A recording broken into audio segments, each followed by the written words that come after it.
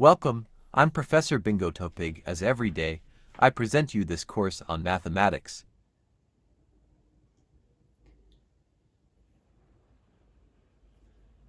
Messieurs, bonsoir. Donc, on va continuer nos cours de mathématiques pour ingénieurs et physiciens. Aujourd'hui, comme on a vu l'autre fois, on va voir le développement de Taylor. Alors, ce développement de Taylor, on va l'appeler T de n. Taylor n. Si f est une fonction dérivable n fois au point x0, f de x peut être développé en polynôme de énième degré Tn de x, qu'on va appeler Tn de x.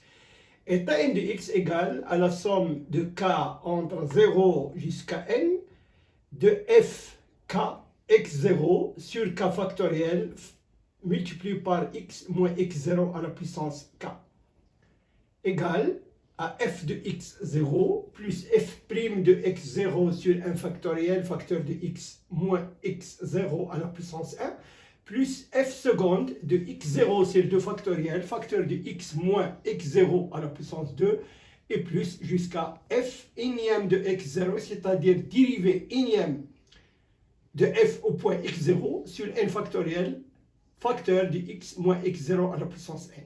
Voilà ce qu'on appelle le développement de Taylor aux séries de Taylor. Si x est à peu près égal à x0, alors t de n de x est égal à f de x0, parce que tout ce reste-là, c'est égal à 0. Maintenant, on va voir un exemple d'une fonction. F de x est égal à e à la puissance 2x au point x0 est égal à 1. On va donc développer cette fonction et trouver le polynôme de Taylor. Tout d'abord, on a f de x est égal à e de x, implique que f de 1 est égal à e à la puissance 2. f' de x est égal, on va maintenant dériver cette fonction, ça donne 2 exponentielle de 2x, et f' de 1, on va remplacer x par 1, ça donne 2e à la puissance 2.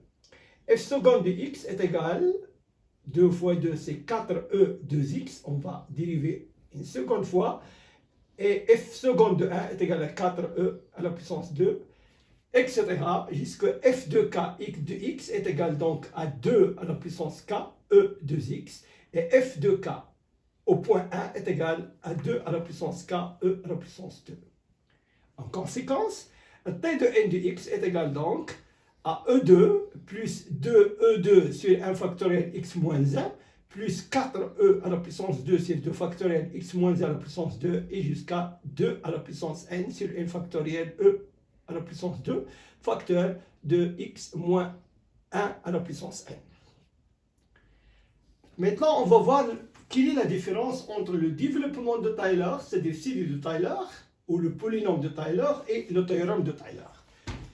Si f est n fois dérivable au point x0, alors f de x est égal à f de x0 plus f' de x0 sur 1 factoriel facteur de x moins x0 plus f de x seconde de x0 sur 2 factoriel x moins x0 à la puissance 2 plus f de n x0 sur 1 factoriel facteur de x moins x0 à la puissance n plus un reste que je vais appeler Rn à la puissance de x.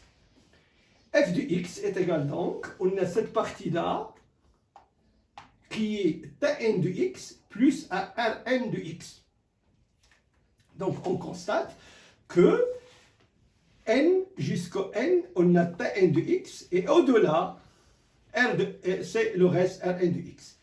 Quel que soit y compris entre x et x0, on a Rn de x est égal donc à f de n plus 1 au-delà de n, facteur de n plus 1 factoriel de y, facteur de x moins x0 à la puissance n moins 1.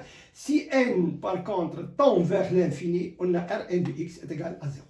Donc, série de Taylor au point x est égal à x0. F de x est égal à la somme de n est égal à 0 jusqu'à l'infini, de f de n x0 sur n factoriel, facteur de x moins x0 à la puissance n. Et la limite, quand n tend vers l'infini de Rn de x est égal à 0.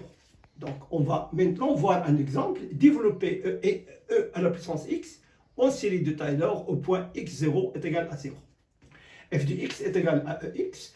Ceci implique que C est égal à la somme de n est égal à 0 jusqu'à l'infini de en à la puissance 0 sur n factoriel x à la puissance n, et ça donne 1 plus 1 sur 1 factoriel de x sur 1 sur 2 factoriel x2 plus 1 sur 3 factoriel x à la puissance 3 plus 1 sur n factoriel x à la puissance n, et c'est aussi égal à la somme entre n quand n tend de 0 à l'infini jusqu'à x à la puissance n sur 1 factoriel.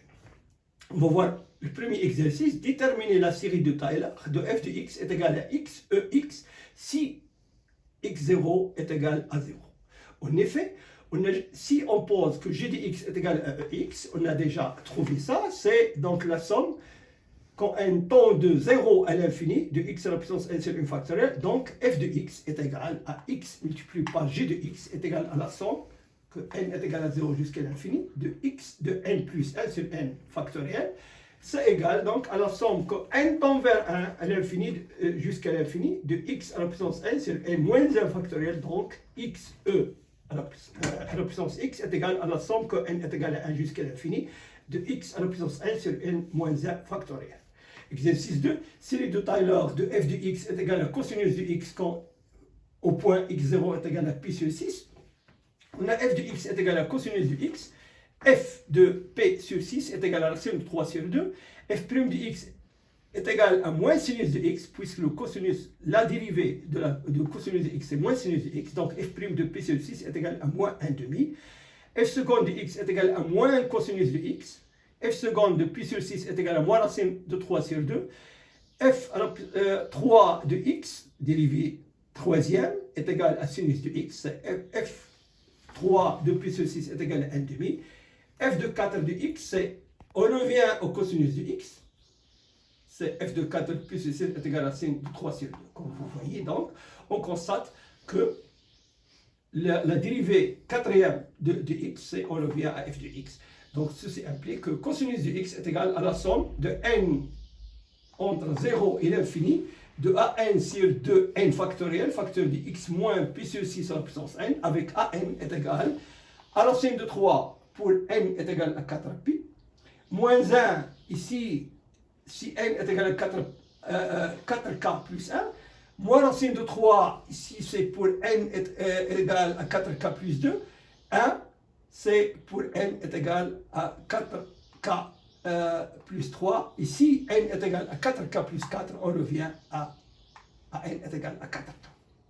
Donc, en conséquence, la série de Taylor de cosinus de x, c'est racine de 3 sur 2, moins 1 demi-facteur de x moins pi sur 6, moins racine de 3 sur 2 facteur de 2 factoriel multiplié par x moins pi sur 6 à la puissance 2 plus 1 sur 2 3 factoriel x moins pi sur 6 à la puissance 3 plus racine de 3 sur 2 multiplié par 4 factoriel de x moins pi sur 6 à la puissance 4 moins 1 sur 2 5 factoriel de x moins pi sur 6 à la puissance 5 plus ou moins et jusqu'à l'infini.